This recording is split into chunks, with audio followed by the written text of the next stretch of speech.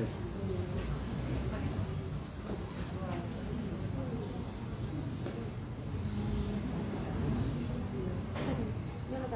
Udah.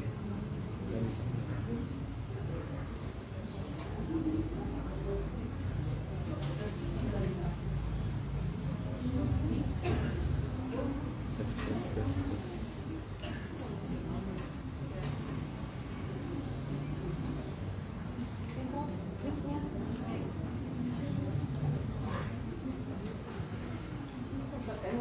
Iya, banyak.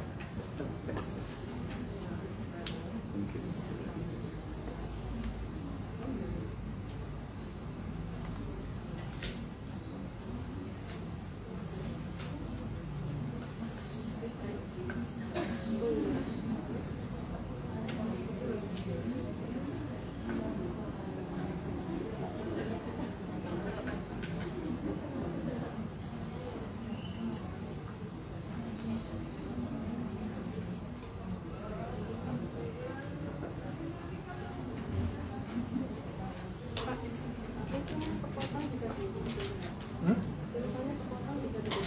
Yang ini kan? Masih terkait.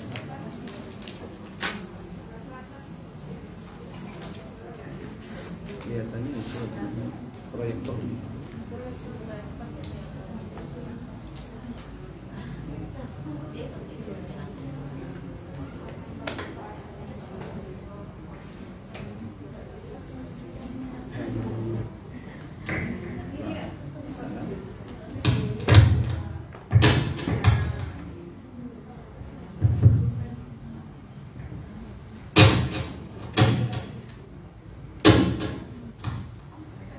Yes.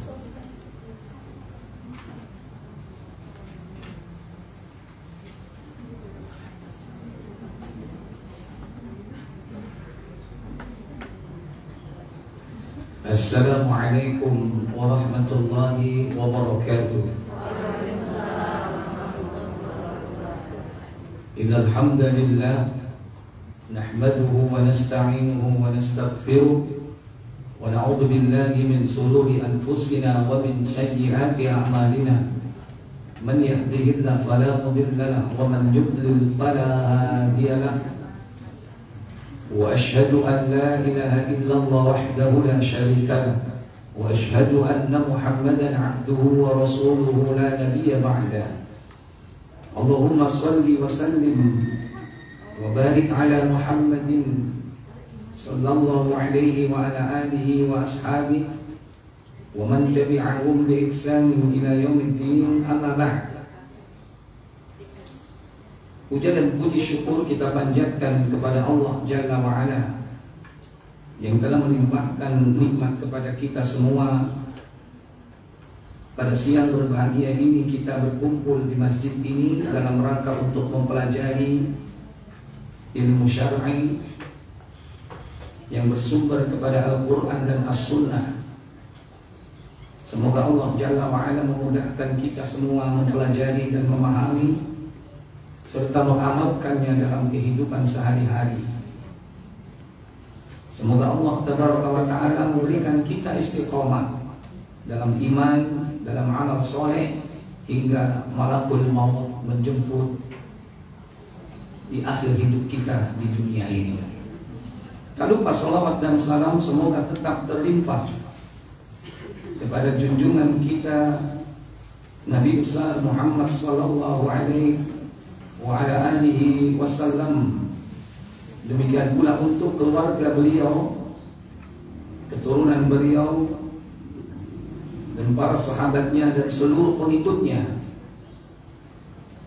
yang setia mengikuti jejak langkahnya, menghidupkan sunnah-sunnahnya hingga tibanya hari kiamat. Ikhwatal iman, aizzakumullah, para ibu, saudari sekalian yang dirahmati Allah Tabaraka wa Ta'ala. Hari ini kita akan melanjutkan pembahasan tentang masalah alamul barzakh, yakni alam kubur. Setelah manusia mendapati di dalam kuburnya dua kemungkinan. Ada kalanya berupa nikmat, namun ada kalanya berupa siksa. Hanya dua pilihan itulah yang terjadi pada setiap manusia saat berada di alam kubur, nikmat atau azab. Adapun nikmat sudah tidak perlu dibicarakan lagi, sekalipun nikmat itu paling rendah, bahwa orang yang mati kalau dia sukses menjawab pertanyaan malaikat Munkar dan Nakir, minimal dia diperintahkan untuk tidur. Tidur seperti tidurnya pengantin yang tidak dibangunkan kecuali oleh orang yang dicintainya. Dan tidak ada yang dicintai kecuali Allah. Maka Allah lah yang telah membangunkan, di mana Allah memerintahkan malaikat Israfil meniup as-sur sangkakala, maka bangkitlah manusia dari kuburnya. Yang menjadi masalah adalah bahwa apabila manusia itu mendapatkan siksa karena keadaan di alam kubur ini penentu untuk keadaan berikutnya. Kalau dia sukses di alam kubur, kata Nabi, man naja minhu fama ba'dahu aisaru minhu, maka sesudahnya dia akan mendapatkan hal yang lebih mudah daripada apa yang dia dapat di alam kubur. Tapi kalau tidak, faman lam yanju, kata Nabi, siapa yang tidak sukses di alam kuburnya, fama ba'dahu asyaddu minhu, kata beliau, maka keadaan sesudahnya lebih dahsyat, lebih mengerikan daripada apa yang didapati di alam kuburnya. Maka wajib bagi kita jadi berusaha dalam kehidupan ini menghindari dari hal-hal yang menjadi siksa kubur. Di antara yang diperintahkan Nabi agar kita terhindar dari azab kubur, yaitu berdoa kepada Allah Tabaraka wa Ta'ala.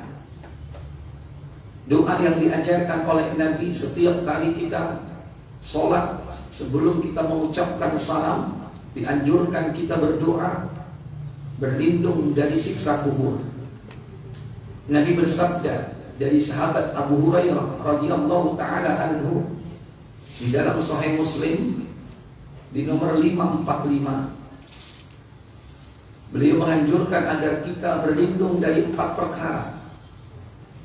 Apa saja 4 perkara itu?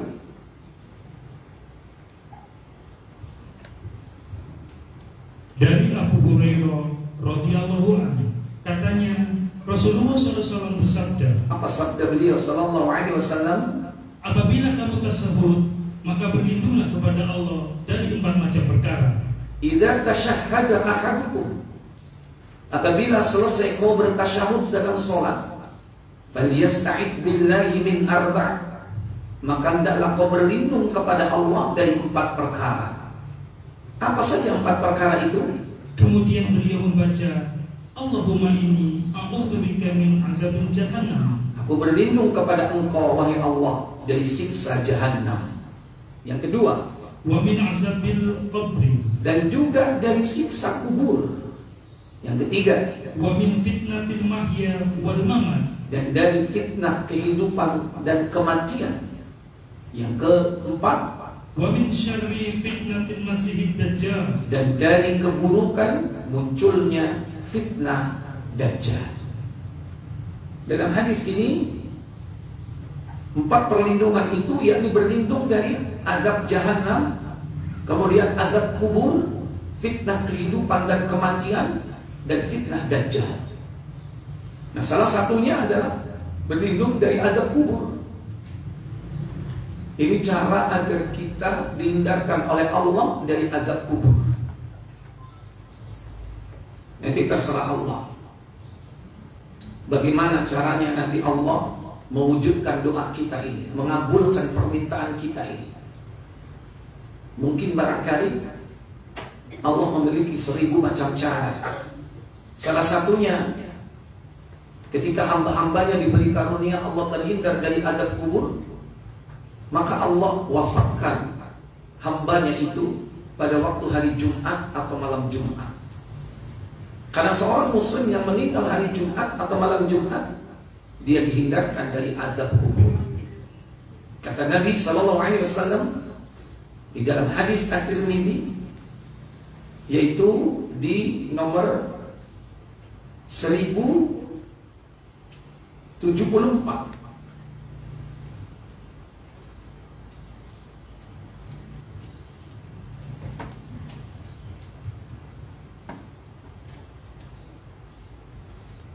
dari Abdullah bin Amr radhiyallahu anhu ia berkata, apa katanya? Rasulullah SAW bersabda, Apa sabda beliau sallallahu alaihi wasallam? orang Islam yang mati pada hari atau malam Jumat akan dijaga oleh Allah dari fitnah kubur. Nabi sallallahu alaihi wasallam beliau bersabda, al-muslimu ma min muslim. Tidaklah seorang muslim yamutu yaumal jumu'ati aw lailatil jumu'ati, yang mati pada waktu hari Jumat atau pada waktu malam Jumat, illa waqahu Allahu fitnatal qabri, maka orang tersebut akan dihindarkan oleh Allah dari siksa kubur. Tapi tentu ini tidak bisa direkayasa. Ini semua karunia dari Allah. Kok pergi malam Jumat apa? Jangan dipateni. Itu jenenge bunuh diri. Kalau bunuh diri matinya disiksa apa enggak? Siksa. Enggak bisa. Berarti ini murni dari Allah Jalla wa'ala. Salah satu caranya Allah untuk mengabulkan doa orang supaya terhindar dari kubur, yakni diwafatkan oleh Allah pada waktu malam Jumat atau hari Jumat. Tentu dengan syarat dia seorang mukmin, dia seorang muslim yang beriman dengan keimanan yang benar. Tapi kalau dia kafir, banyak nggak orang kafir meninggal hari Jumat? Banyak, maka tidak termasuk kategori ini. Makanya Nabi membatasi, ma min muslim, tidaklah seorang muslim yamutu fi lailatil jumu'ah, yang meninggal pada waktu malam Jumat atau hari Jumat, illa waqahu Allahu min adzabil qabr.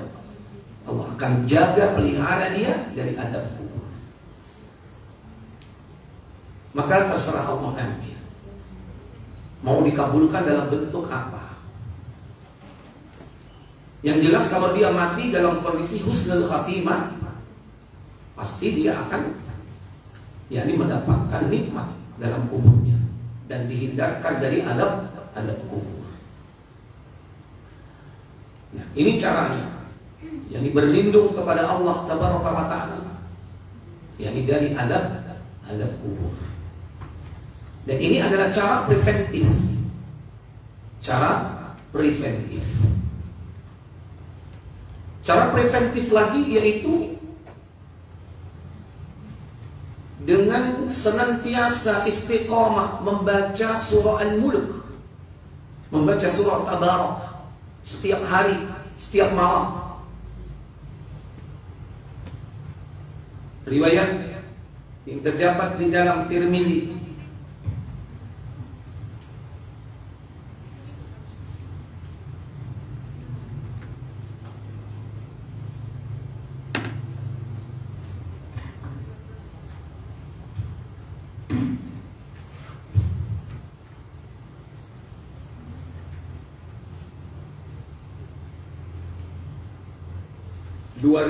coba dibuka 2889 nih, coba 2889.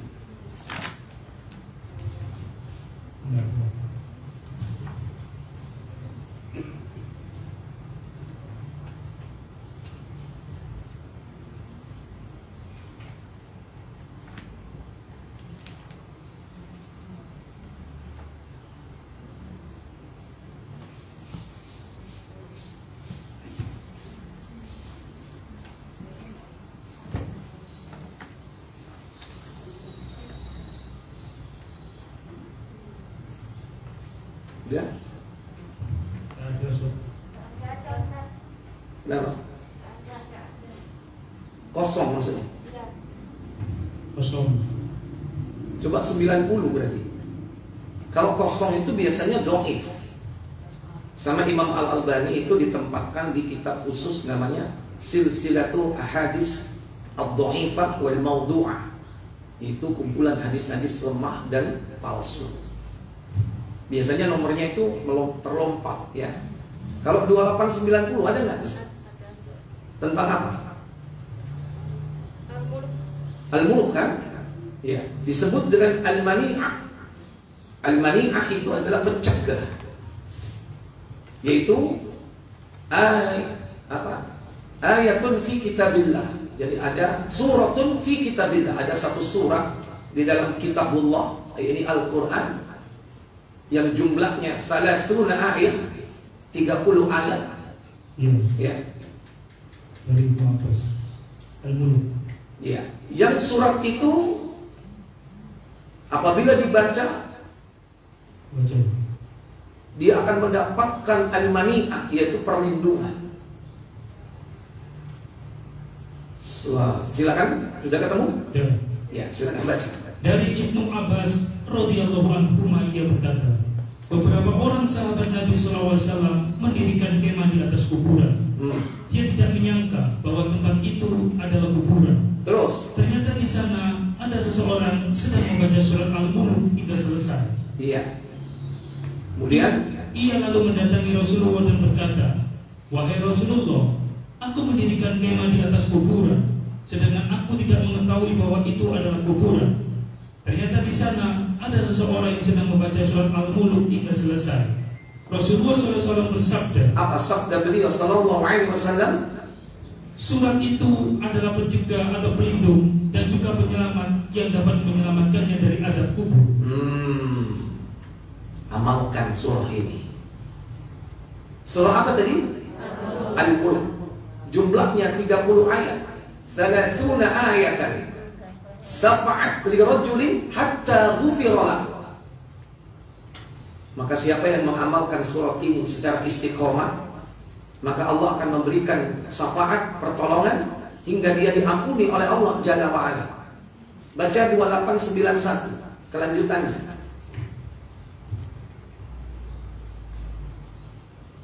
Dari Abu Hurairah radhiyallahu anhu, dari Nabi SAW, beliau bersabda, apa sabda beliau sallallahu alaihi wasallam? Sesungguhnya di dalam Al-Quran terdapat surat yang terdiri dari 30 ayat. Surat itu dapat memberikan syafaat kepada seseorang hingga diampuni dosanya, yaitu surat Tabarakallazi biyadihil mulk. Iya. Inna fil Quran suratun. Dalam Quran itu ada satu surat yang jumlahnya yakni 30 ayat, 30 ayat. Dan surat itu apabila dibaca, syafaat li rajulin, dia akan memberikan syafaat, pertolongan bagi para pembacanya. Hatta ghufira, hingga dia diampuni oleh Allah tabaraka wa taala. Wa hiya tabarakalladzi biyadihil mulk. Dan surat itu adalah surat Tabarak, surah Al-Mulk. Maka amalkan setiap hari. Tapi tentunya untuk mengamalkannya ini bagian dari kemudahan dari Allah. Sebagaimana orang yang diwafatkan pada waktu malam Jumat atau hari Jumat. Baik. Artinya orang-orang yang bakal disiksa tidak akan bisa mengamalkan ini. Kalau ada orang-orang yang mampu mengamalkan ini secara istiqomah sampai mati, berarti dia juga menghindari perkara-perkara yang akan menjadi penyebab azab kubur.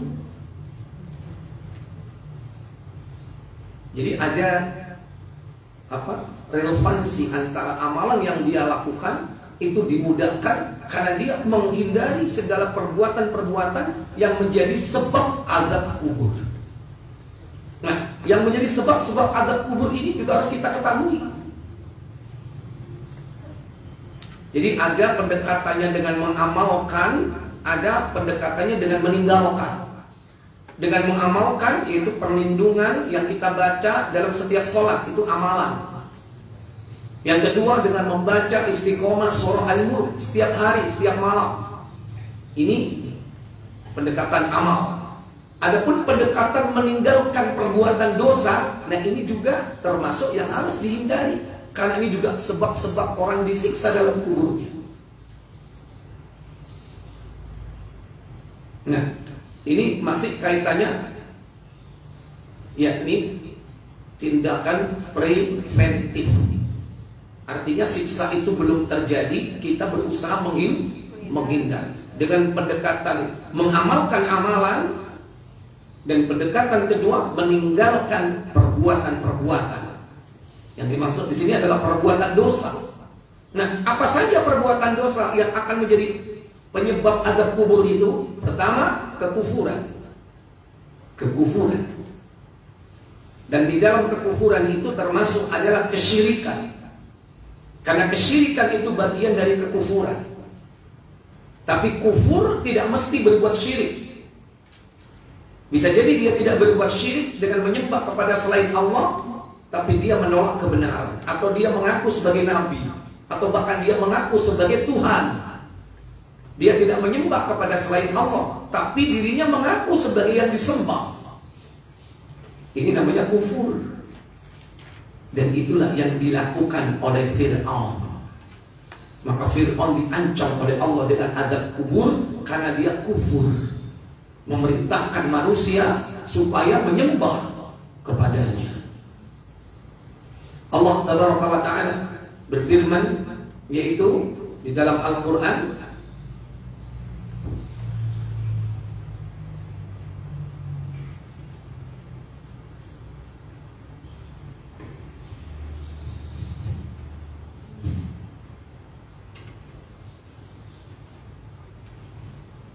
ya, di surah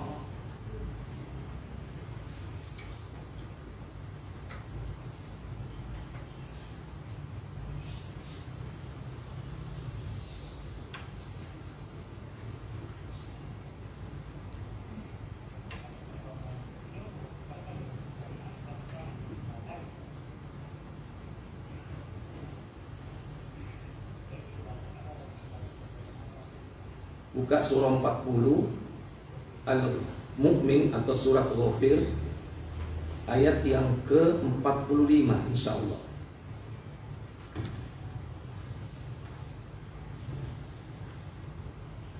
Fawaqahu Allahu sayyi'ati ma makaru wa haqa bi ali fir'auna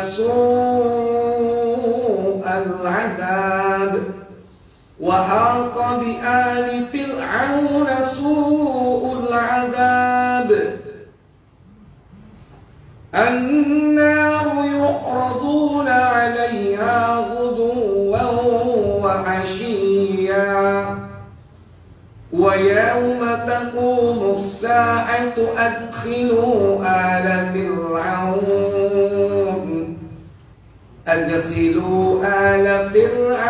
أشد العذاب. Apa kata Allah?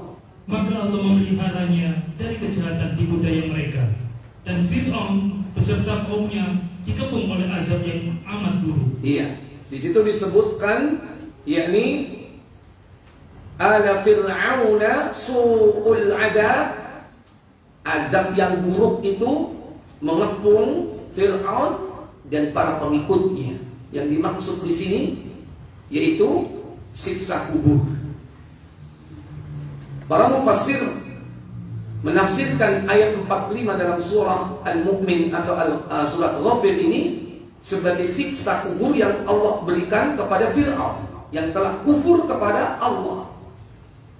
Karena dia mengatakan, ana rabbukumul a'la, aku adalah Rabbu yang tinggi.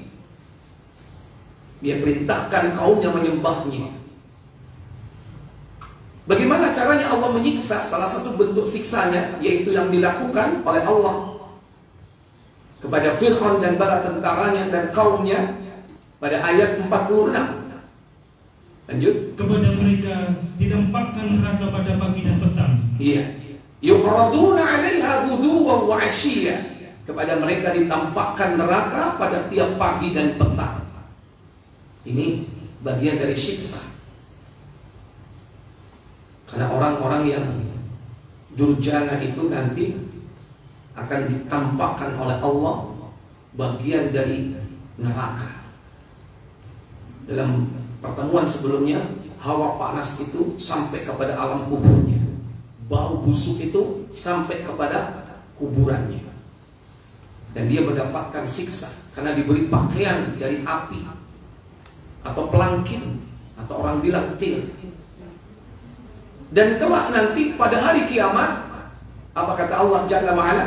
Dan pada hari terjadinya kiamat, dikatakan kepada malaikat, Apa katanya? masukkanlah Fir'aun dan kaumnya ke dalam azab yang sangat keras. Iya.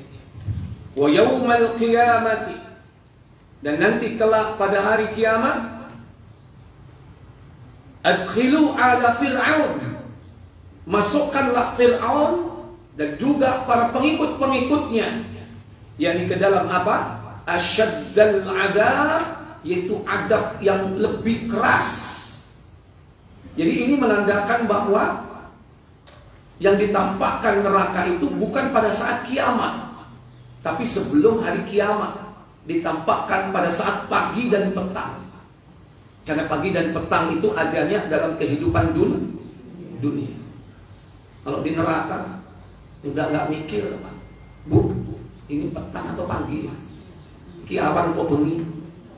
Udah nggak mikir seperti itu. Dan lagian tidak ada pagi, siang, malam, kecuali di surga. Nanti kalau membahas surga, Allah jadikan waktu itu berbeda antara pagi dan petang. Sebagaimana orang-orang mukmin, mereka memelihara waktu pagi dan petangnya untuk senantiasa mengingat Allah. Baik, ini salah satu ayat yang menjelaskan tentang adab kubur, yakni yang berkaitan dengan kekufuran yang dilakukan oleh siapa? Fir'aun. Maka siapapun yang memiliki dosa yang sama sebagaimana Fir'aun melakukannya, yaitu kekufuran, maka mereka pun terancam dengan azab kubur ini. Dan kekufuran itu banyak, Ibu. Bukan hanya apa yang diucapkan oleh Fir'aun ini, mengatakan bahwa dirinya adalah Rabb yang tinggi, tapi kekufuran itu termasuk di dalamnya, yakni berdusta atas nama Allah. Itu termasuk kekufuran. Yang kedua, al-iba wal istikbar, yaitu sombong. Maka yang sombong menolak kebenaran, batrul haq, dan menghina atau merendahkan manusia yang lain, wa ghamtun nas, itu termasuk di antara kekufuran. Yang ketiga termasuk yakni al-i'rad, berpaling dari peringatan Allah Jalla wa'ala, atau melakukan perbuatan-perbuatan yang dapat mengeluarkan dirinya dari Islam, yakni ar-riddah, murtad, karena dia berpaling dari agama Allah Jalla wa'ala. Atau yang keempat, yaitu karena syak, ragu-ragu dalam keimanannya. Itu termasuk di antara kufur, dan itu termasuk kufur besar.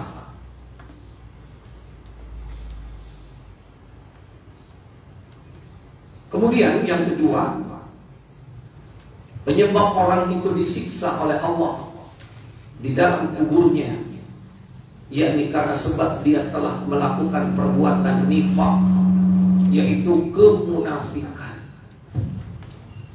Terutama nifaq i'tiqadi, kemunafikan yang sudah sampai kepada tingkat i'tiqad, keyakinan. Karena para ulama membagi nifaq itu ada dua, nifaq i'tiqad dan nifaq amali. Kalau nifaq amali itu belum sampai keluar dari Islam. Tapi kalau sudah i'tiqad, berarti dia telah keluar dari millah agama Islam. Sehingga para ulama mendefinisikan kemunafikan itu dengan apa, Ibu? Idharul iman wa ibtanul kufri, menampakkan keimanan tapi dia menyembunyikan kekufuran. Itu nifaq. Dan kemunafikan ini penyebab orang disiksa dalam kuburnya. Sebagaimana dalam riwayat, yakni tentang orang-orang munafik, dia disiksa dalam kuburnya. Coba dibuka Bukhari nomor 1273.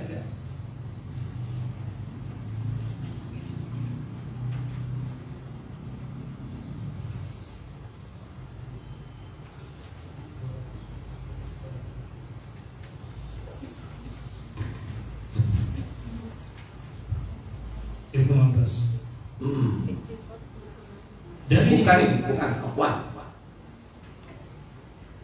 Ini karena sebab bukan. Iya, bukan. 83 coba. Kalau enggak 83, 85.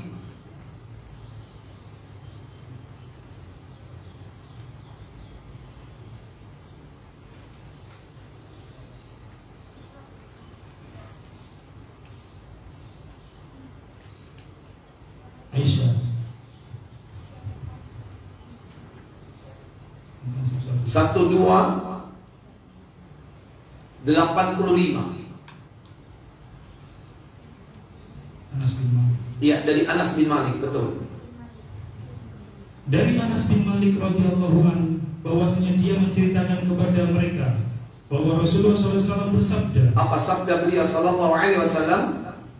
jika seorang hamba jenazahnya sudah diletakkan di dalam kuburnya dan teman-temannya sudah berpaling dan pergi meninggalkannya, dan dia dapat mendengar gerak langkah sandal-sandal mereka, maka akan datang kepadanya dua malaikat, yang keduanya akan mendudukannya seraya keduanya berkata kepadanya, apa yang kamu ketahui tentang laki-laki ini, Muhammad SAW? Bila seorang mukmin, dia akan menjawab, aku bersaksi bahwa dia adalah hamba Allah dan utusannya. Maka dikatakan kepadanya, lihatlah tempat dudukmu di neraka, yang Allah telah menggantinya dengan tempat duduk di surga. Iya, lihatlah tempat dudukmu di neraka. Allah menukar tempat dudukmu di surga. Dan dia melihat bagaimana? Lanjut. Maka dia dapat melihat keduanya. Dia melihat kedua-duanya. Kenapa dia melihat keduanya? Karena memang keduanya itu milik dia. Karena setiap kita ini sebetulnya sudah punya dua tempat. Satu tempat di surga dan satu tempat di mana? Di neraka. Dan keduanya itu nanti diperlihatkan. Kalau dia masuk ke dalam surga, ditunjukkan dulu tempat yang di neraka. Nih, kaplingmu di neraka nih. Tapi Allah tidak meridhoi kau di situ, tapi Allah meridhoi yang di surga. Karena kita sudah punya, masing-masing kita ini sudah punya kapling di surga sama di neraka. Kata Nabi SAW, buka Ibnu Majah nomor 3519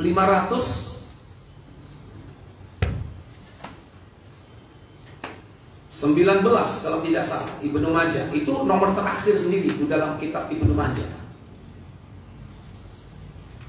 3519.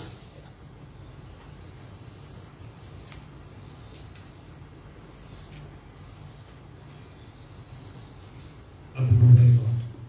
Ya. Dari Abu Hurairah radhiyallahu anhu, ia berkata, Apa katanya? Rasulullah SAW bersabda, Apa sabda beliau sallallahu alaihi wasallam? tidaklah seorang pun di antara kalian kecuali ia mempunyai dua tempat, satu tempat di surga dan satu tempat lagi di neraka. Ya, benar kan? Bahwa kita sudah punya apa? Sudah punya dua kapling kita ini. Satu kapling di surga, satu kapling di mana?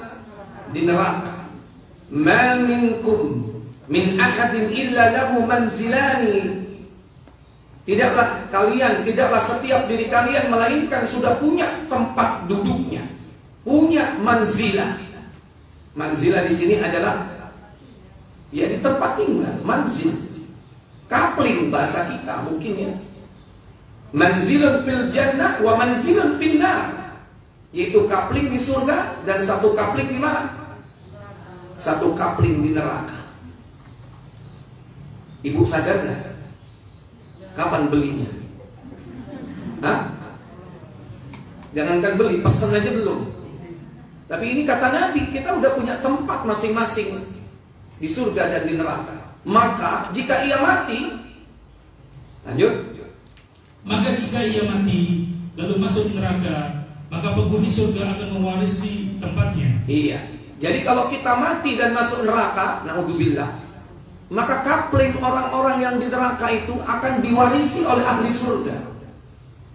Di ahli surga itu kaplingnya tambah besarnya, karena dia mewarisi dari ahli siapa? Ahli neraka. Ibu punya kapling di dunia, direbut orang, marah nggak?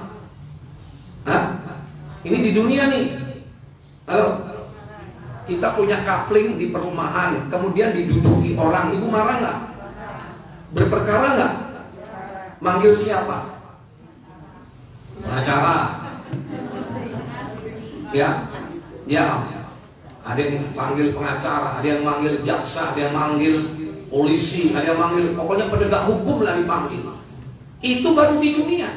Kalau kapling kita di surga direbut orang, marah nggak bu? Emang marah sama siapa? Salah sendiri ya. Kalau kapling kita di neraka direbut orang, PN, ya, gerak, silakan ambil. Karena orang di neraka itu ketika disiksa itu tubuhnya bertambah besar. Sampai giginya itu segede gunung Uhud. Itu baru gigi, belum yang lain. Bagaimana hidungnya? Membesar. Karena kena panas ya, telan kerupuk. Kena panas, mungsep apa tambah mekar. Ya itu gambarannya orang disiksa di sana. Ya. Jadi itu keadaan di neraka lebih dahsyat daripada di alam kubur. Nah, makanya kita ini hidup di dunia ini sebetulnya sedang ngurus apa kita? Ngurus kapling kita yang ada di mana? Supaya kapling kita ini kita dapetin nanti, sukses kita urus, syaratnya cuma dua, apa? Amanu wa amilus sholihah, beriman dan beramal soleh, itu cara ngurus kapling. Sholat itu ngurus kapling lah. Iya, kita sedang ngurus kapling kita di akhirat. Puasa ngurus kapling nggak? Iya. Menuntut ilmu ini dalam rangka apa? Ngurus kapling kita di akhirat. Makanya ibu-ibu kalau ditanya, harap nanti ngurus kapling. Terus gak usah kaya-kaya, taklim, ya kan? Harap ngaji ke sana, gak usah. Ya, bilang aja ngurus kapling. Jangan mau cek panas deh. Dino ngurus kapling cake, kapling ini. Jeng arep melok tayo tak jak ngurus kapling, tibake nang masjid. Ya. Jadi Allah itu nanti akan tunjukkan kedua kapling itu ketika dia berada di alam kubur. Kalau dia bakal masuk neraka, akan ditunjukkan kaplingnya di surga. Baru kemudian dikatakan oleh malaikat, ini loh, mestinya tempatmu di sini di surga. Ini kaplingmu ini. Tapi gak kau urus. Kau di dunia justru ngurus kapling yang di mana? Kapling neraka malah diurus. Gak sholat, ya kan? Bermaksiat. Itu sama dengan ngurus kapling di neraka itu. Ikhwan dan iman, aizakumullah. Kembali kepada tadi. Lihatlah tempat dudukmu di neraka yang Allah telah menggantinya dengan tempat dudukmu di surga. Maka dia melihat kedua-dua kaplingnya itu. Qatadah berkata, kembali ke Bukhari. Iya. Qatadah berkata 1285 ya. Qatadah berkata, dan diceritakan kepada kami bahwa dia atau hamba mukmin itu akan dilapangkan dalam kuburnya. Kemudian dia kembali melanjutkan hadis Anas radhiyallahu anhu. Dan adapun jenazah orang kafir atau munafik. Nah, ammal kafir awil munafik, adapun orang kafir atau orang munafik, maka dikatakan kepadanya, lanjut, akan dikatakan kepadanya, apa yang kamu ketahui tentang laki-laki ini? Maka dia akan menjawab, aku tidak tahu. Aku hanya berkata mengikuti apa yang dikatakan kebanyakan orang. Inilah jawaban orang-orang munafik. La adri, aku tidak tahu. Aqulu ma yaqulun nasa. Aku berkata seperti apa yang dikatakan kebanyakan orang. Ini ucapan orang-orang munafik ketika ditanya Munkar Nakir.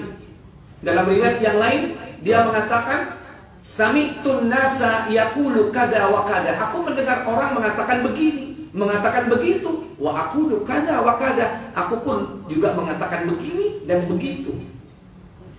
Jadi dia hidupnya ikut-ikutan, nggak punya ilmu. Ini orang munafik.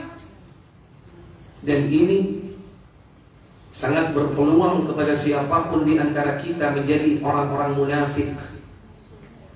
Ketika kita tidak mau belajar agama, menghindar kepada ilmu syar'i. Aku nih ngaji tambah rukabe.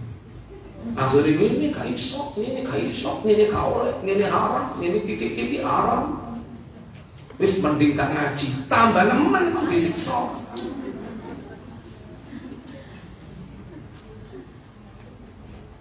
Oleh karena itu ketika orang munafik mengatakan begitu, maka malaikat Munkar Nakir membantah.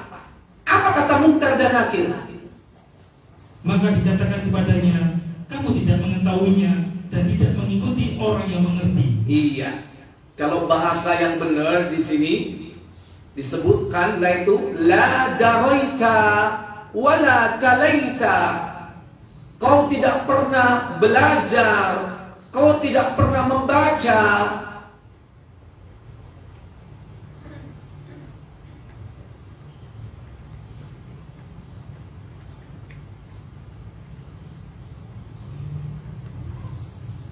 La daraita wala talaita. Kamu tidak belajar, la daraita wala talaita, dan kau tidak tilawah. Apa membaca Al-Quran, membaca As-Sunnah. Dibantah oleh malaikat. Selama hidup ini untuk apa kau tidak pernah belajar dan kau tidak pernah membaca? Kalau dia membaca Al-Quran, membaca As-Sunnah, fa insyaallah dia akan mampu menjawab pertanyaan malaikat itu. Kemudian apa yang dilakukan? Wa yudrabu bitariqa min hadid. Lantas dia dipukul dengan pukulan dari besi. Dalam riwayat yang lain, yaitu riwayat Abu Dawud, mirzabatun min hadid, yaitu mirzabah. Apa mirzabah itu? Sama sih, yaitu palu. Apa kata Nabi? Kemudian lanjut. Kemudian dia dipukul dengan palu kodam besar terbuat dari besi, sehingga mengeluarkan suara teriakan yang dapat didengar oleh yang ada di sekitarnya, kecuali oleh dua makhluk, yaitu jin dan manusia. Iya. Inilah bentuk siksa yang diberikan kepada orang munafik, tidak jauh beda dengan yang diberikan kepada orang-orang kafir.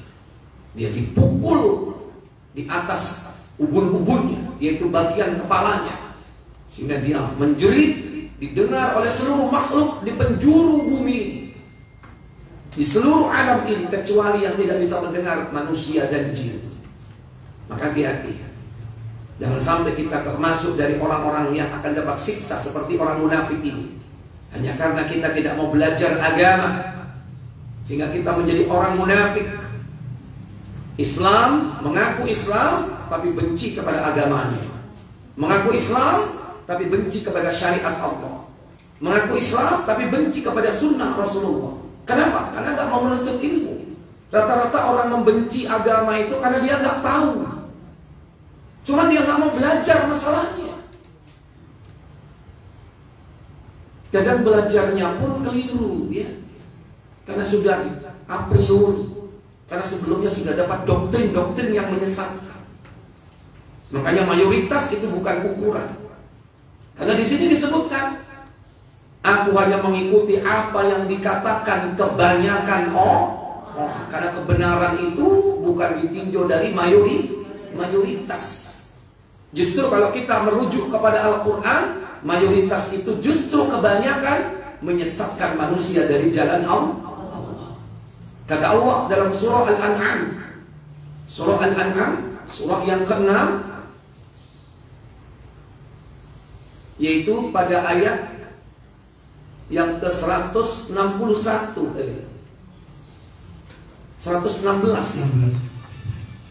Kata Allah Jalla wa Ala, wa in tuti aktsara man fil ardi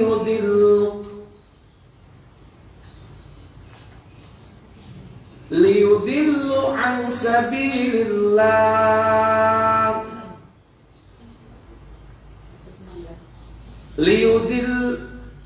wa in tuti aktsara man fil ardi liyudilluka an sabilillah yattabi'una illa adh-dhann wa in hum illa yakhrusun. Apa kata Allah? Dan jika kamu menuruti kebanyakan orang-orang di muka bumi ini, niscaya mereka akan menyesatkanmu dari jalan Allah. Mereka tidak lain hanyalah mengikuti prasangkaan belaka, dan mereka tidak lain hanyalah berdusta. Wa in tuti aktsara man fil ardi, dan jika kalian menuruti kebanyakan orang-orang yang di muka bumi ini, liyudilluka, niscaya engkau akan disesatkan, an sabilillah, dari jalan Allah. Kenapa? Karena mayoritas bukan ukuran kebenaran, dan justru kebanyakan manusia itu umumnya yakni mengikuti prasangka. Iyattabi'una illa dhann, mereka hanya mengikuti prasangka. Wa innahum illa yakhrusun, dan tidaklah mereka hanyalah berdusta kepada Allah. Kadang ada orang ikuti, oh ini hati-hati loh, ini hari sial. Banyak orang yang menganggap itu adalah hari sial, termasuk angka sial. Itu adalah mengikuti apa? Prasangka. Lihat mayoritas hotel di seluruh Indonesia, ada nggak lantai 4 di sekeliling kan? Tapi coba aja di negeri kita, nggak usah jauh-jauh, jangan di negeri kafir ya, negeri kita yang mayoritas Islam. Di perumahan atau di kampung ada nggak rumah nomor 13? Ada rumahnya Ustaz. Ada rumahnya Ustaz, iya bener kan bro. Cuman Pak RT nggak mau. Rumah saya 13, tapi Pak RT-nya bukan, Mbak, enggak Pak, jangan 13, 12A. Kenapa Pak? Akhirnya saya tulis dua-duanya, 12A dan 13. Ya kan? Kalau menurut tertulis di RT 12A. Tapi kalau diurut sebelah 12, sebelah 14, mestinya berapa? 13. Nggak mau. Terus kenapa itu? Umum. Lah ini contoh hotel lantainya ya. Pokoknya kalau di jumlah 4, lantai 4 ya, lantai 22, 2 tambah 2 atau 1 3, 1 tambah 3 berapa? 4 ya. Nggak tahu itu dari mana. Iyattabi'una illa dhann. Ini contoh kecil saja. Mereka mayoritas apa? Hanya mengikuti dhann, persangkaan saja. Karena dalilnya ada nggak di Quran sama As-Sunnah? Kan panduan kita Quran dan Sunnah. Karena mereka tidak mengikuti Al-Quran dan As-Sunnah, akhirnya mereka mengikuti persangkaan. Dan persangkaan itu kadang bisikan hati. Sekalipun itu sudah turun-temurun, dulu mungkin kakek moyangnya yang dibisiki, ojo sampai kon metu dino iki ngeblake mbokmu, ono ngeblake mboke. Hanya persangkaan saja itu. Itu contoh kecil, dan masih keyakinan-keyakinan yang lain banyak. Ya. Wa inhum illa yakhrusun, dan tidaklah mereka melainkan hanya berdusta kepada Allah. Baik. Sebab siksa kubur selanjutnya yaitu dusta. Yang ke berapa? 3. Yang keempat, melalaikan membaca Al-Quran. Yang kelima, berzina. Yang keenam, riba.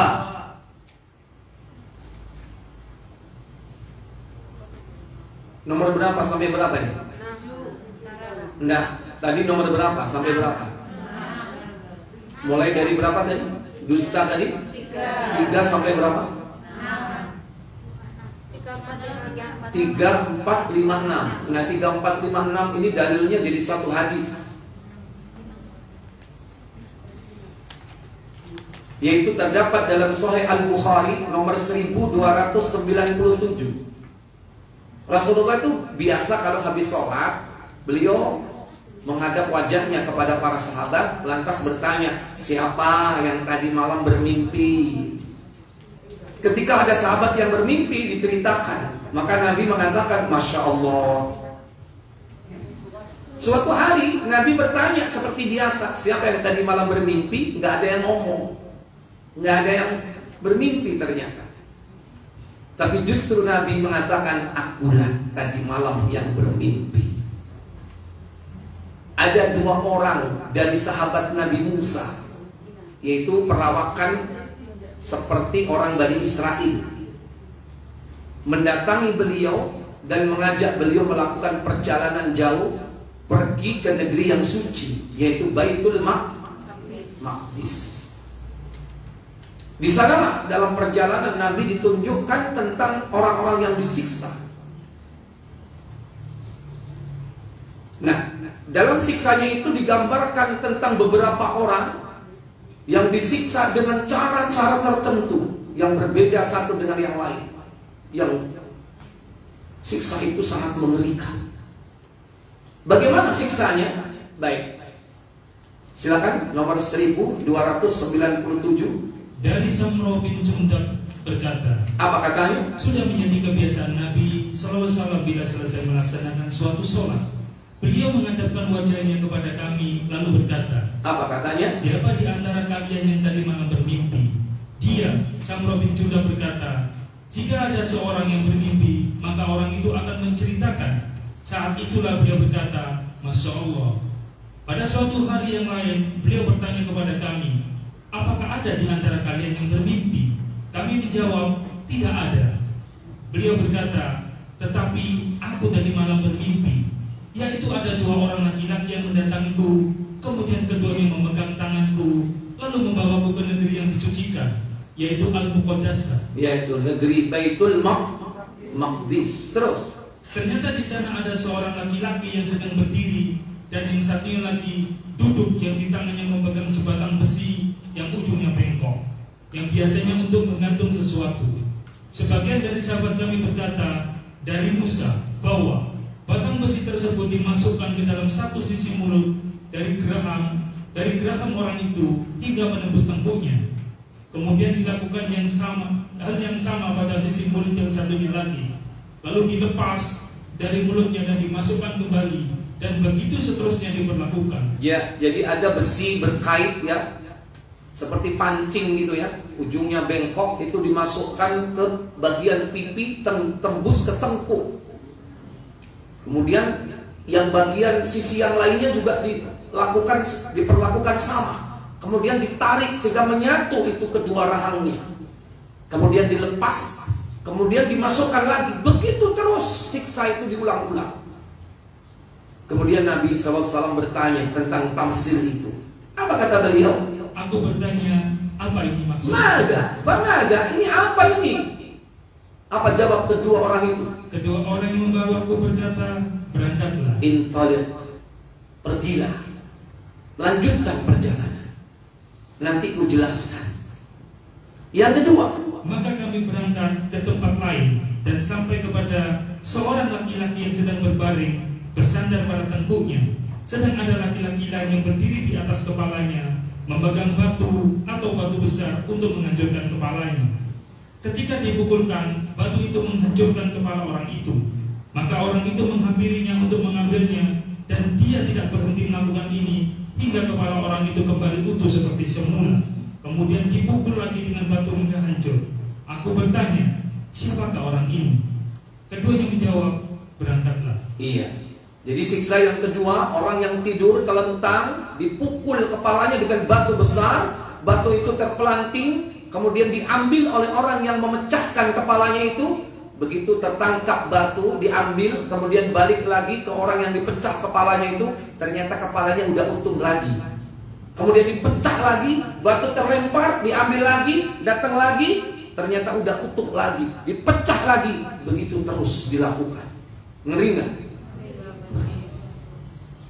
Siapa ini? Naudzubillah. Jangan sampai kita menjadi orang seperti ini. Baik. Selanjutnya, maka kami pun berangkat hingga sampai pada suatu lubang seperti dapur api, di mana bagian atasnya sempit dan bagian bawahnya lebar, dan di bawahnya dinyalakan api, yang apabila api itu didekatkan, mereka atau penghuninya akan terangkat, dan bila dipadamkan penghuninya akan kembali kepadanya. Penghuni itu terdiri dari laki-laki dan perempuan. Iya, ada laki, perempuan dicampur jadi satu, dan semua dalam keadaan telanjang, dikumpulkan dalam tempat yang seperti tungku api itu, dan mereka dibakar bersama-sama. Siapakah mereka itu? Baik. Yang keempat, aku bertanya siapakah mereka itu? Keduanya menjawab, berangkatlah. Maka kami pun berangkat hingga sampai di sebuah sungai yang airnya adalah darah. Di sana ada seorang laki-laki yang berdiri di tengah-tengah sungai. Berkata Yasin dan Wahab bin Jarir dari Jarir bin Hasim. Dan di tepi sungai ada seorang laki-laki yang memegang batu.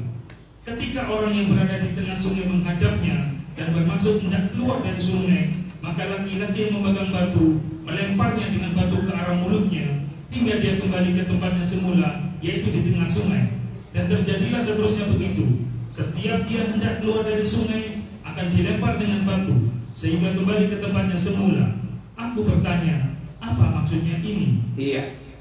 Jadi yang keempat adalah mereka, orang-orang yang berada di sungai nanah dan darah. Dia berenang ke tepian, berusaha untuk keluar dari tempat itu.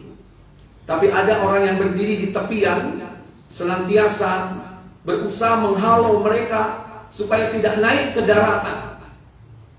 Kemudian disumpal mulut mereka dengan batu. Akhirnya dia mencari sisi lain. Di tempat yang lain, mereka diperlakukan dengan perlakuan yang sama, sehingga dia tidak bisa mungkin keluar dari tempat itu. Dan begitulah siksa itu diperlakukan kepadanya secara terus-menerus. Kemudian lanjut. Maka kami pun berangkat hingga sampai ke suatu taman yang hijau. Di dalamnya penuh dengan pepohonan yang besar-besar, sementara di bawahnya ada satu orang tua dan anak-anak, dan seorang yang berada dekat dengan pohon yang memegang api. Manakala dia menyalakan api, maka kedua orang yang membawaku memanjat pohon. Lalu keduanya memasukkanku ke sebuah rumah atau perkampungan yang belum pernah aku melihat seindah itu sebelumnya. Dan di dalamnya ada para orang laki-laki, orang-orang tua, pemuda, wanita, dan anak-anak. Lalu keduanya membawa aku keluar dari situ. Lalu membawaku naik lagi ke pohon, ke atas pohon. Lalu memasukkan aku ke dalam suatu rumah yang lebih baik dan lebih indah. Di dalamnya ada orang-orang tua dan para pemuda. Aku berkata, ajaklah aku keliling malam ini dan terangkanlah tentang apa yang aku sudah lihat tadi. Maka keduanya berkata, baiklah. Yang pertama, Nabi menjelaskan tentang kisah mimpinya tersebut. Siapakah orang yang disiksa dengan ditusuk pipi tembus ke tengkuknya? Apa kata Nabi SAW? Adapun orang yang kamu lihat mulutnya ditusuk dengan besi adalah orang yang suka berdusta dan bila berkata selalu berbohong. Iya. Terus? Maka dia dibawa hingga sampai ke ufuk, lalu dia diperlakukan seperti itu hingga hari kiamat. Maka kedustaannya sampai ke ufuk. Lalu dia diperlakukan seperti itu dengan siksanya hingga hari kiamat. Jadi dia berdusta. Dusta itu memenuhi ruang ufuk, artinya di seluruh penjuru di muka bumi ini tersiar kedustaannya. Itu Nabi menggambarkan dengan apa? Dustanya memenuhi ufuk. Kalau bahasa kita viral, ya, karena apa? Dapat diketahui kedustaannya oleh siapapun di seluruh penjuru bumi. Hati-hati dengan dusta. Kalau bahasa kita dusta itu sekarang apa? Hoax, ya, hoax. Maka berdusta di sini bukan hanya dengan kata-kata, hati-hati. Bisa jadi orang itu berdusta dengan perbuatannya. Dia nggak ngomong sih, cuman perbuatannya itu menunjukkan dusta. Contoh, orang seneng nggak nonton sulapan? Halo? Orang sulapan itu pakai ngomong atau enggak? Enggak. Tapi saya tanya, orang main sulap itu dusta apa enggak? Itu contoh dusta perbuatan. Walaupun tujuannya menyenangkan hati orang, membuat orang senang, entertain, ya. Karena itu bagian daripada pertunjukan mungkin. Tapi dia melakukan dusta. Dan kita dilarang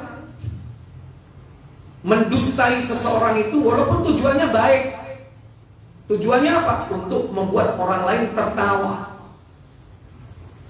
Nabi mengatakan celaka bagi orang yang berkata-kata dengan perkataan itu supaya membuat orang lain tertawa, tapi sebetulnya ucapannya itu dusta. Buka Tirmidzi 2315 kalau tidak salah.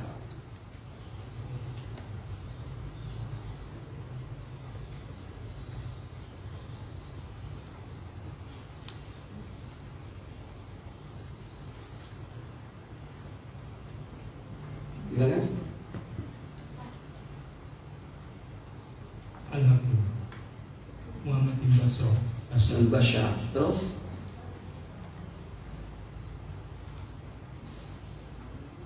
Muhammad bin Bashar menceritakan kepada kami, Yahya bin Sa'id menceritakan kepada kami, Bas bin Hakim menceritakan kepada kami, bapakku menceritakan padaku dari kakekku. Ia berkata, aku mendengar Nabi sallallahu alaihi wasallam bersabda. apa sabda beliau?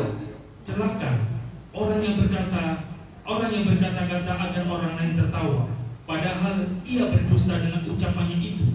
Celaka baginya, celaka baginya. Iya. Wailun kata Nabi. Celaka bagi orang yang man'ah lil ladina yuhadditsul bil hadithi liyudhika bihil qaum. Dia berkata-kata yang kata-katanya itu membuat orang lain tertawa. Wa huwa yakdzibu, padahal dia berdusta dengan ucapannya itu. Wailullah kata Nabi, celaka baginya. Celaka baginya. Profesi apa kira-kira yang cocok dengan ini? Seneng gak sampean? Ngaku wo. Hah? Ya sekarang wis ngaji wingi-wingi. Nek guyu sampai ngekel. Sampai jungkel-jungkel, nek guyu. Ya, sampai nangis-nangis. Ya. Hati-hati. Kalau kita membiarkan mereka senang ditonton, akhirnya merajalela yang namanya ucapan-ucapan dusta itu. Jadi hati-hati, ini penyebab orang disiksa dalam kuburnya. Apa? Dusta. Baik ucapan maupun perbuatan. Termasuk juga mendustai dengan apa? Dengan perbuatan kita. Menipu orang. Itu termasuk dusta. Kita kadang buat status ya kan, wajahnya diedit. Dusta nggak itu? Hah? Termasuk dusta nggak? Iya. Usia 61 kayak 16. Karena ada teknologi di situ, diedit sedemikian rupa. Bahkan mendustai orang bisa jadi dengan operasi plastiknya, ya. Nanti suaminya kaget, lah iya bojoku iki ayu kok bintang film, kok anak ini siti pesek. Dia nggak ngerti sejarahnya. Ternyata apa? Matanya belok itu karena operasi. Hidungnya pesek jadi mancung karena habis apa? Bedah estetik, ya kan? Dipasang silikon. Menipu nggak itu? Menipu. Makanya dilarang oleh Islam merubah ciptaan Allah. Karena itu bagian dari tipuan. Makanya kita bersyukur jangan sampai kita ini menipu orang lain. Trimon nih sapa ana iki. Nek ndek yo ndek wis gak usah high heel. Menipu nggak itu? Iya menipu. Karena apa? Masih ndek lo gak apa-apa ya kan? Iya. Dan cerita tentang sepatu high heel itu kan dari orang kafir, dari Italia sana. Awalnya memang mereka tujuannya menipu supaya tinggi, ya, semampai, nah, 1 meter nggak sampai.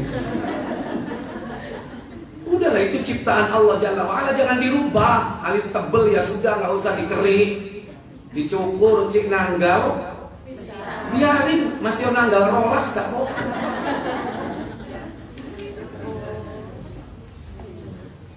Itu termasuk bagian dari tipu.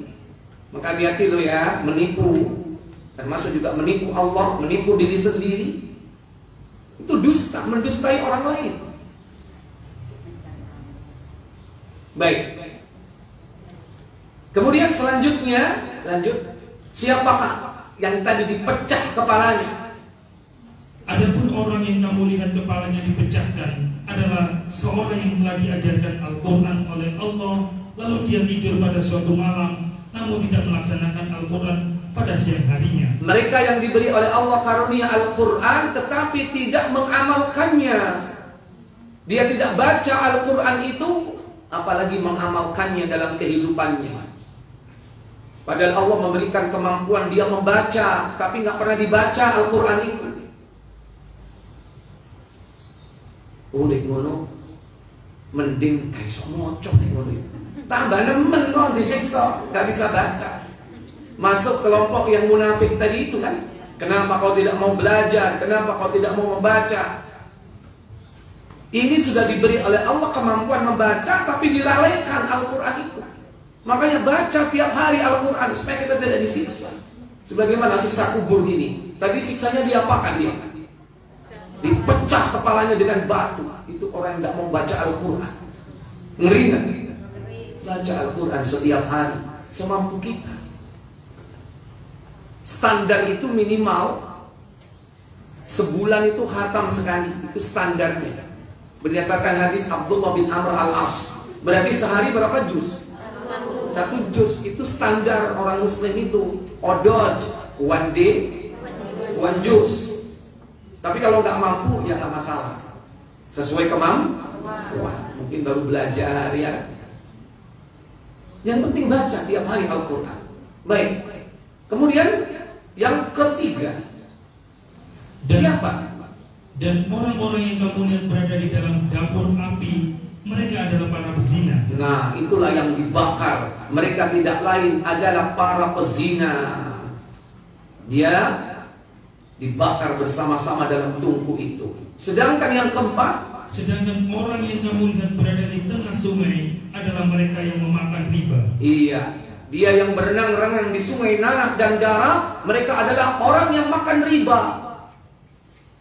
Hati-hati dengan riba. Pokoknya seluruh bentuk riba hindari. Bukan hanya dalam hal memakan harta riba, tapi termasuk apa? Yang mendukung riba. Karena bisa jadi ada kalanya orang itu memakan riba, ada kalanya apa? Memberi makan orang lain riba. Maksudnya apa? Yang nyicil plus dengan bunganya. Itu berarti termasuk memberi makan orang lain riba. Dan itu termasuk dilaknat oleh Nabi sebagaimana pemakannya.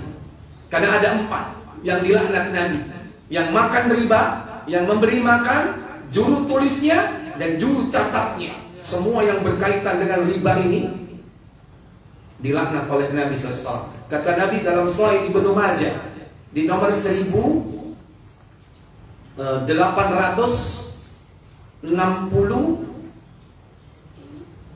berapa ya?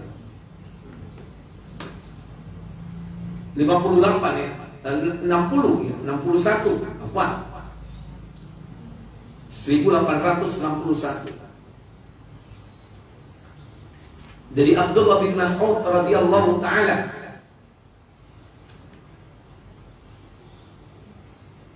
seribu 1861. Ya. Dari Abdullah bin Mas'ud radhiyallahu anhu bahwa Rasulullah SAW melaknat orang yang memakan harta hasil riba. Iya. La'ana Rasulullah sallallahu alaihi wasallam akilar riba. Rasul melaknat orang yang memakan harta hasil riba.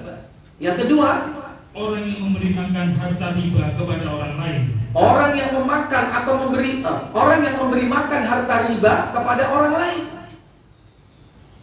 Ngangsur plus bunga itu termasuk dilaknat. Bunga itu termasuk bagian dari sistem riba. Yang ketiga, dua saksinya. Dua orang saksinya. Kalau transaksi riba itu ada dua orang saksi, maka keduanya pun dilaknat. Ketika transaksi ada yang menyaksikannya. Termasuk hati-hati para notaris ya. Kalau dia menjadi saksi dalam akad-akad riba, terutama akad-akad riba yang besar ya, nah, itu termasuk bagian daripada saksi. Dan yang keempat siapa? Wakatibahu, yaitu dan juru catatnya. Juru catatnya, seluruh yang terlibat dalam pekerjaan lembaga ribawi itu, maka itu termasuk bagian dari juru catatnya. Maka berhati-hati, terutama bagi mereka yang makan riba. Makan riba ini satu dosa yang di dalamnya terdapat 70 dosa. Riba itu di dalamnya terdapat 70 dosa. Yang paling ringan adalah menzinai ibunya sendiri.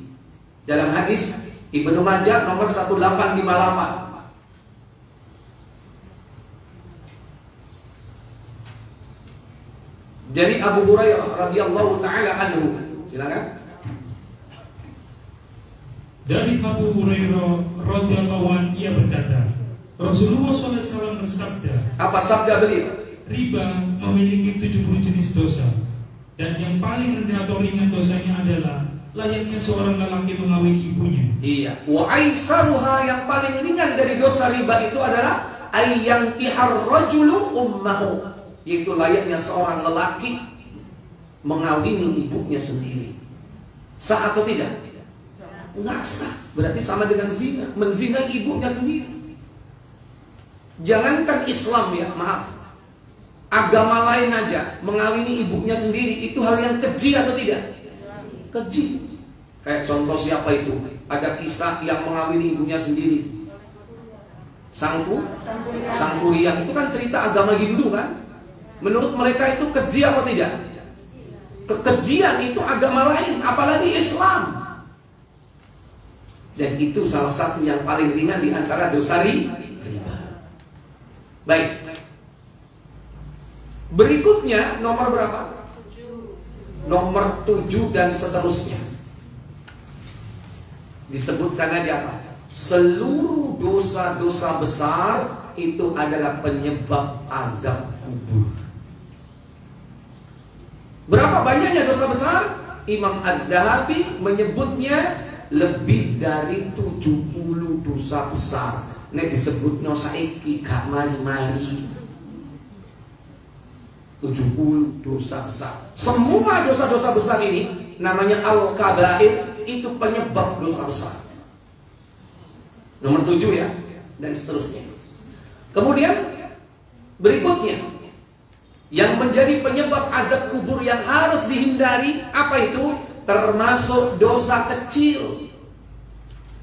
Di antara dosa kecil penyebab azab kubur, yakni tidak benar cara toharohnya, bersucinya, ketika menghilangkan dari bekas najis, buang air kecil atau buang air besar. Dia melakukan istinja tidak benar, sehingga najis itu akan tetap ada pada pakaiannya atau tubuhnya. Ini juga termasuk penyebab siksa kubur. Baca Bukhari 1273.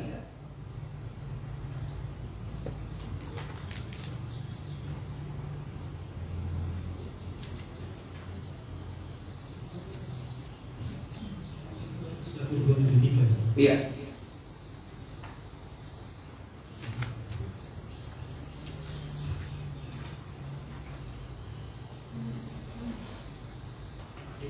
Ibnu Abbas. Iya.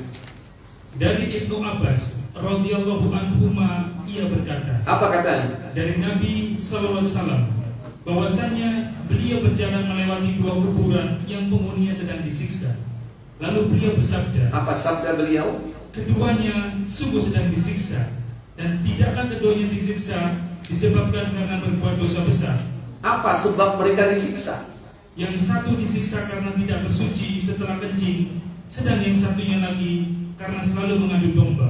Iya. Yang pertama, la yastatiru min baulin, yaitu mereka disiksa karena sebab air kencing.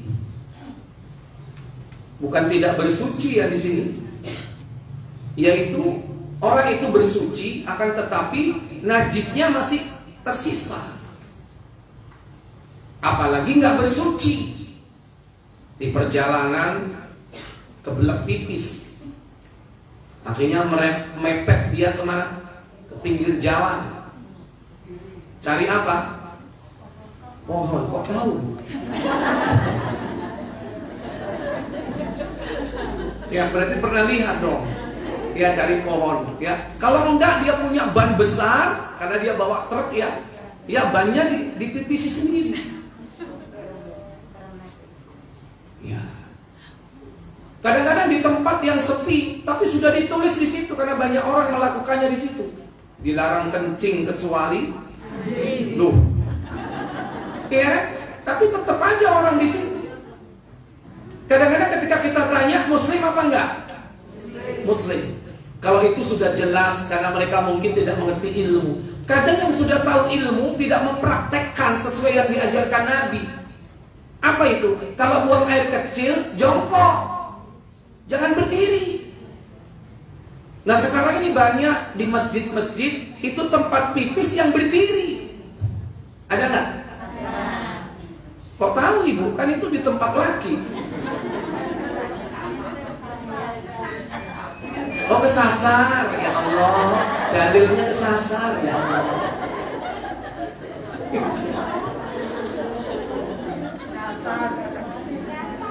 Iya kan?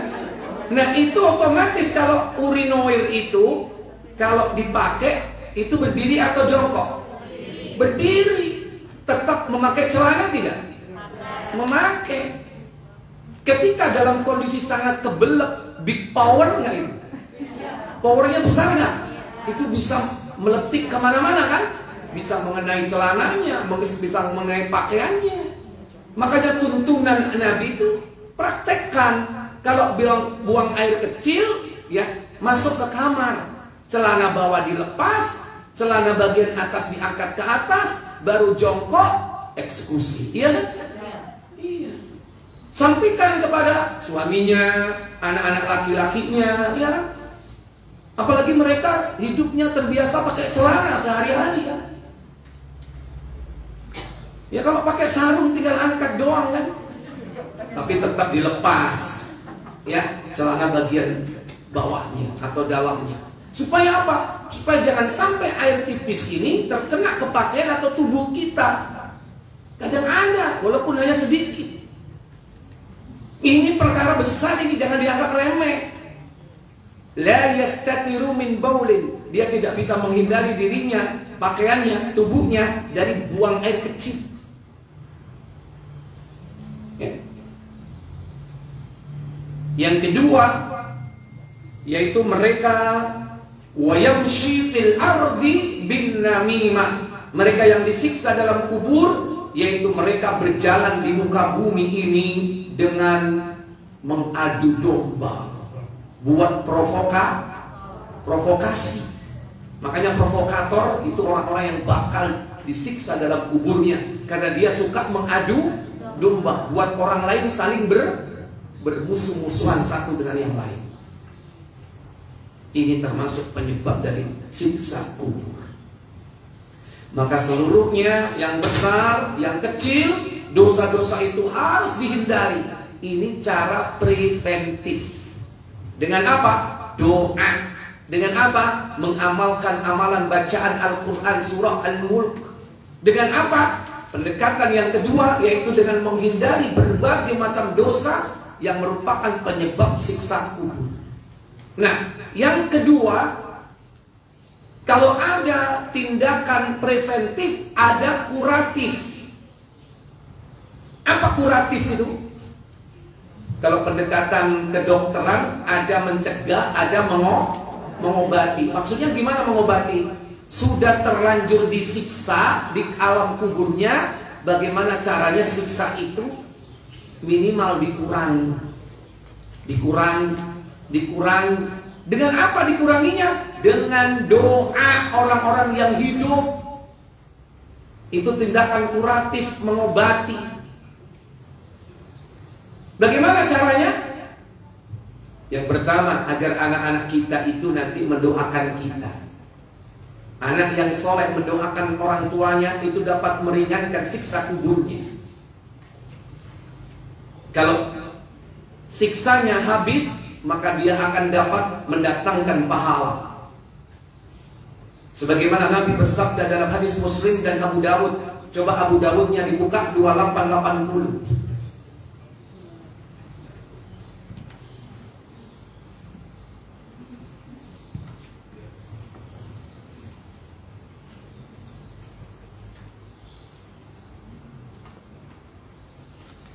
Dari Abu Hurairah. Iya. Dari Abu Hurairah radhiyallahu anhu, Rasulullah SAW bersabda. Apa sabda beliau sallallahu alaihi wasallam? Jika seseorang meninggal, maka putuslah semua amalnya kecuali 3 perkara, yaitu sedekah jariyah, ilmu yang bermanfaat, dan anak soleh yang mendoakannya. Idza mata ibnu Adam inqata'a amaluhu illa min 3 asya'in. Apabila mati anak Adam, maka terputus amalnya kecuali 3 perkara. Apa saja 3 perkara itu? Shadaqatin jariyah, sedekah jariyah. Yang kedua, au ilmin yuntafa'u bih, ilmu yang bermanfaat. Setelah itu apa? Aw waladin salih yad'u lahu, yaitu anak yang soleh yang mendoakan. Maka anak yang soleh mengucapkan kalimat Allahumma gfirli wali walidayya warhamhuma kama rabbayani shaghira. Allahumma gfirli, wahai Allah ampuni dosaku dan juga kedua orang tuaku, wali walidayya warhamhuma, dan kasihanilah mereka, kama rabbayani shaghira, sebagaimana mereka mengasihani kami sejak kecil. Ini cara untuk meringankan dosa dari orang yang sudah mati. Doa anak yang soleh. Yang kedua, yaitu dengan cara mendoakan orang-orang yang dikubur melalui orang lain. Yaitu ketika orang itu berziarah kubur, maka orang itu akan mendoakan assalamu ahlad diyari, assalamu ala ahli diyari minal mu'minina wal muslimin, wa yarhamullahu minal mustaqdimina minna wal mustakhirin, fa inna insyaallahu bikum lahikun. Itu doa yang diucapkan oleh Nabi ketika diajak malaikat Jibril, yakni berziarah, mendoakan penghuni makam Baqi al-Gharqad oleh malaikat Jibril di waktu malam ketika berada di rumah Aisyah. Nabi dipanggil oleh malaikat Jibril untuk mendatangi makam Baqi, mendoakan penghuninya. Beliau berdiri di depan makam itu, kemudian berdoa sebanyak 3 kali dengan mengangkat kedua tangannya. Itulah cara Nabi berziarah kubur dan mendoakan yakni ahlinya. Itu ada di dalam Sahih Muslim KBC nomor 922. Cuman hadisnya panjang ya. Ya, kisahnya seperti itu, singkatnya.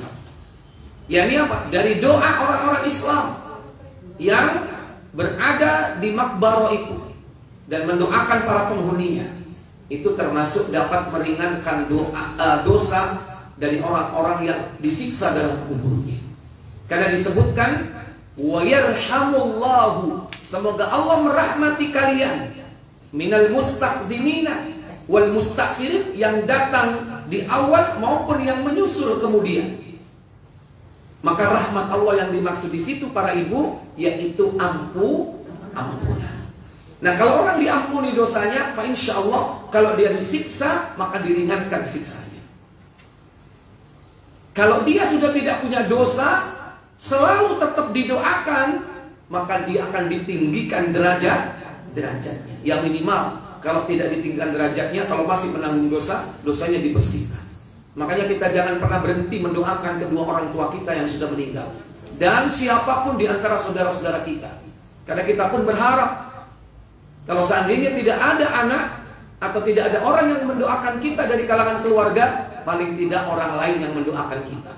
Makanya jangan kita berambisi punya makam pribadi. Kalau bisa kita itu berkumpul di kubur bersama-sama kaum muslimin. Maka setiap orang yang datang ke makam itu, ketika dia berdoa, semua penghuni kubur itu akan mendapatkan rahmat dari Allah.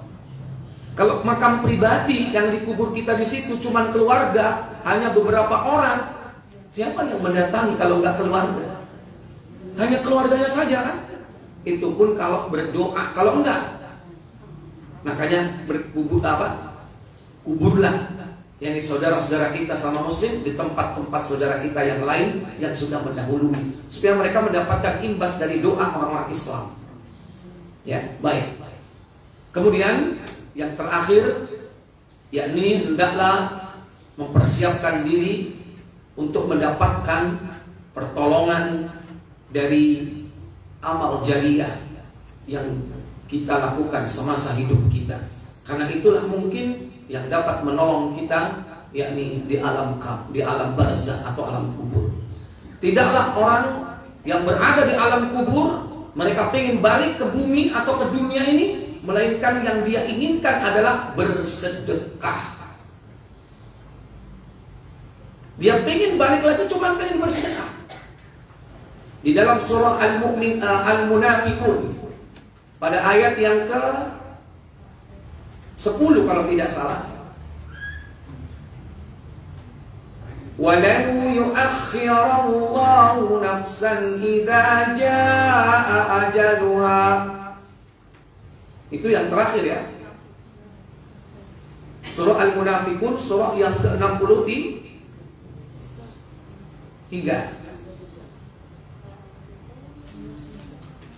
Wa anfiqu mimma razaqnakum min qabli an ya'tiya ahadakumul maut fayaqula rabbi laula akhartani ila ajalin qarib fa asaddaqa wa akum minas salihin. Apa kata Allah? Dan belanjakanlah sebagian dari apa yang telah kami berikan kepadamu sebelum datang kematian kepada salah seorang di antara kamu. Lalu ia berkata, apa katanya? Ya Rabbku, mengapa engkau tidak menangguhkan kematianku sampai waktu yang dekat, yang menyebabkan aku dapat bersedekah dan aku termasuk orang-orang yang soleh. Laula akhartani ila ajalin qarib. Mengapa engkau tidak menangguhkan kematianku sampai waktu yang dekat? Untuk apa dia lakukan itu? Dia minta itu fa asaddaqa, agar aku bisa bersedekah. Apa yang mereka lakukan? Yaitu sedekah. Wa akum minas salihin, dan aku termasuk menjadi orang-orang yang saleh. Dia nggak pengen dihidupkan lagi. Kan aku tak urip meneh yo, apa ada umroh. Enggak mau haji, enggak mau umroh. atau nggak mau berbuat amal yang lain, tapi sedekah. Makanya persiapkan diri sebelum kematian kita, yaitu dengan sedekah. Kalau saat ini kita tidak punya, pesan kepada anak-anak, lek kon dadi wong cukup, ojo lali sedekah atas nama wong tuamu, ya. Terutama anak lelaki. Kenapa? Harta anak laki itu milik orang tua. Maka apa yang disedekahkan oleh anak laki itu hakikatnya milik orang tua. Kalau seandainya tidak, baik laki ataupun perempuan, kalau dia anaknya, boleh bersedekah atas nama orang tuanya. Dan itu sampai kepada orang tuanya. Biyen makku gak tau sedekah, pola ni wong melarat. Alhamdulillah saya ikut dadi wong sugih. Aku bendino tak sedekah niat gawe wong tua. Sampai enggak? Sampai tidak? Sampai. Selama ada dalil, maka hal itu dibolehkan. Kalau nggak ada dalil, maka tidak akan sampai. Karena dalilnya ada dalam Sahih Muslim, buka nomor 957 KBC.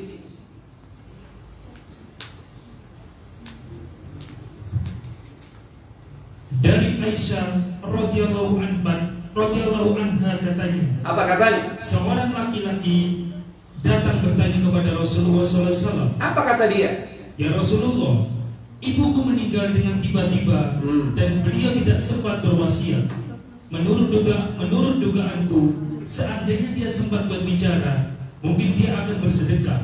Dapatkah beliau akan pahalanya jika aku bersedekah atas nama beliau? Dapatkah beliau pahalanya jika aku bersedekah atas nama beliau?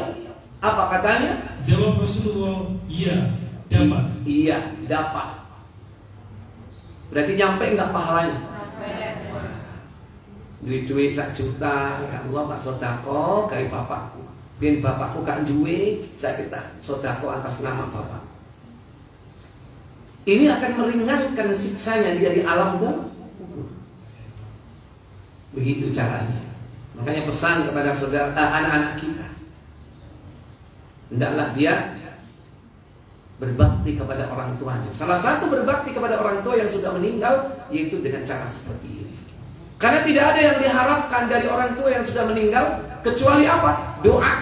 Kalau tidak doa, diringankan siksanya. Dengan cara apa? Dengan cara mendapatkan pahala. Karena ini nanti akan ditukar antara yakni siksa itu dengan pahala yang mengalir terus kepada orang tuanya, sehingga dia diampuni dosa-dosanya. Hanya karena punya anak yang soleh, yang mengerti berbaik, berbuat bakti kepada kedua orang tuanya yang sudah meninggal. Wallahu a'lam. Saya pikir sampai di sini sudah lewat jam 11. Semoga bermanfaat untuk kita semua. Wa akhiru da'wana walhamdulillahirabbil alamin. Subhanakallahumma wa bihamdik asyhadu an la ilaha illa anta astaghfiruka wa atubu ilaik. Wassalamualaikum warahmatullahi wabarakatuh.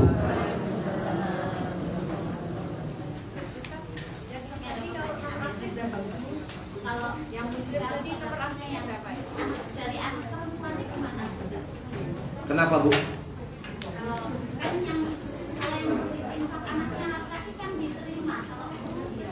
Sama aja ya, baik laki ataupun perempuan sama ya, insya Allah akan diterima oleh Allah Jalla wa'ala.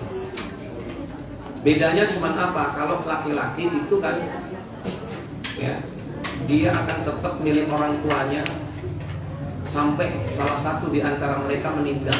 Kalau nggak kita meninggal, orang tua kita yang meninggal.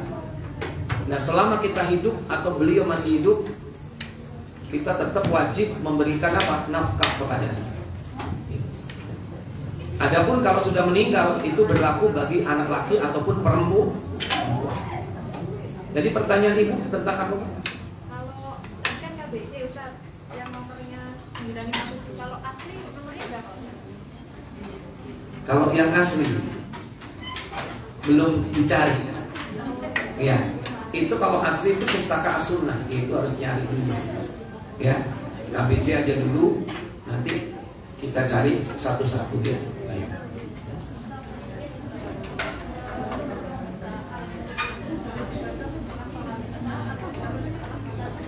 Ya, waktunya itu antara setelah Isya sampai tidur. nggak harus di tempat tidur ya. Kalau udah di tempat tidur nanti urusannya lain dulu. Ya kan, udah nggak baca lagi nanti. Ya. Bisa jadi begitu baca seayat udah angor ya kan. Boleh, pokoknya waktunya habis isya. Ya.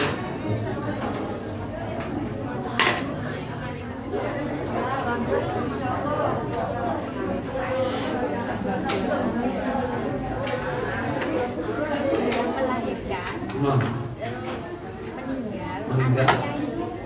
Anaknya apa ketemu sama ibunya di alam barzah.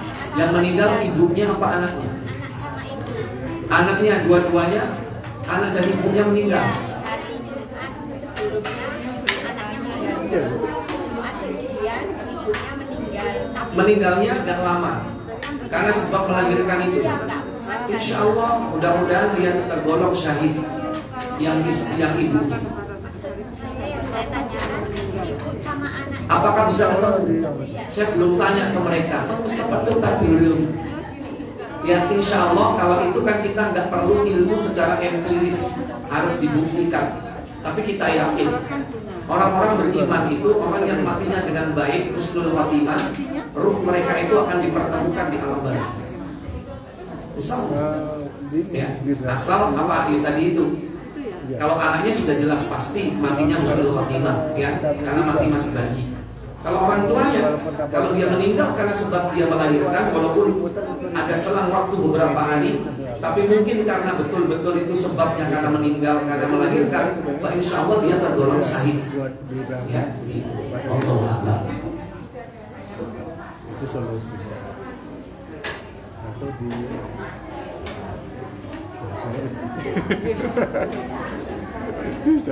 Nah, Tanya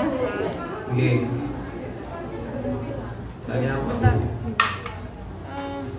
maaf nggih, Nggih. kan dosa besar nggih. Nggih. Siksa kubur itu kan dosa besar. Nah, kalau orang itu sudah bertobat sebelum meninggal, diampuni sama Allah. Diampuni sama Allah. Kalau diampuni sama Allah, ya, kalau sudah diampuni akan diringankan siksanya. Asal diampuni loh ya, Bu ya. Kan masalahnya kita yang hidup nggak tahu. Dengan bertobat dan berbuat baik dan pokoknya memperbaiki diri nggih. Iya. Ya ibadahnya segalanya. Iya. Itu insya Allah diampuni. Diampuni asal tobatnya tobatan nasuha. Tobat yang tidak diulang lagi, betul-betul menyesal. Kalau diampuni tentu tidak akan disiksa. Terus ini satu lagi. Dalilnya ada di dalam surah Al-Furqan ayat 68 sampai 68 sampai 70. Ya. Kalau naruh uang di bank, niatnya tidak untuk bunga ya, Iya. tapi untuk keamanan. Iya. Gimana Ustaz? Ya untuk sekedar transaksi apa ketika transfer itu aja, ya. Kalau keamanan itu nanti masih kena itu riba. Ya. Iya. Jadi artinya sekarang di bank syariah aja dipindah ke bank syariah. Makasih Ustaz. Oke. Assalamualaikum. Oke, salam.